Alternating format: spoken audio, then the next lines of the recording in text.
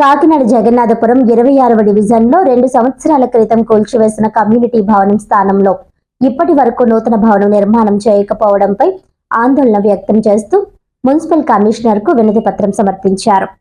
ఈ సందర్భంగా వారు మాట్లాడుతూ 2 సంవత్సరాల క్రితం నూతన భవనం నిర్మిస్తామని చెప్పి అప్పటి జగన్ ప్రభుత్వం ఈ భవనాన్ని కూల్చివేసిందని, అప్పటి నుంచి ఇప్పటి వరకు నూతన కమ్యూనిటీ భవన నిర్మాణం జరగకపోవడంతో స్థానికంగా తీవ్ర ఇబ్బందులు ఎదుర్కొంటున్నామని అన్నారు. శుభకార్యాలు, ప్రభుత్వ సమావేశాలు, ప్రజా కార్యక్రమాలు నిర్వహించుకునేందుకు సరైన వేదిక లేక ఇబ్బంది పడుతున్నామని అన్నారు. ప్రస్తుతం ఖాళీగా ఉన్న స్థలం వద్ద మందుబాబులు, ఆకతాయిల ఆగడాలు పెరిగిపోతున్నాయని స్థానికులు ఆందోళన వ్యక్తం చేస్తున్నారు.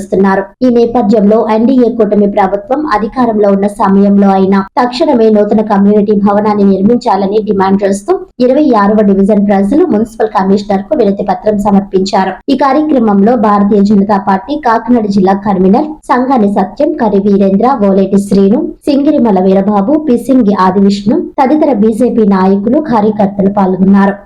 అందరికీ నమస్కారం.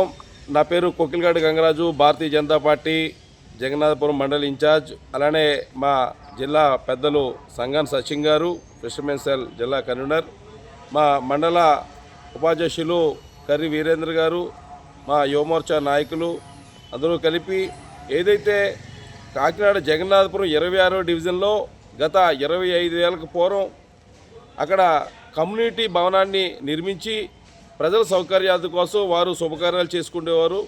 అయితే గత ప్రభుత్వం వచ్చిన తర్వాత దాన్ని గ్రామ సచివాలయం కింద మార్చి అందులో సచివాలయం కార్యక్రమాలు నిర్వహించేవారు. అయితే గత 2 ఏళ్లకు పూర్వం ఆ బిల్డింగ్ని పడగొట్టేసి కొత్త బిల్డింగ్ కడతానని చెప్పేసి గత ప్రభుత్వంలో చెప్పి పడగొట్టేశారు.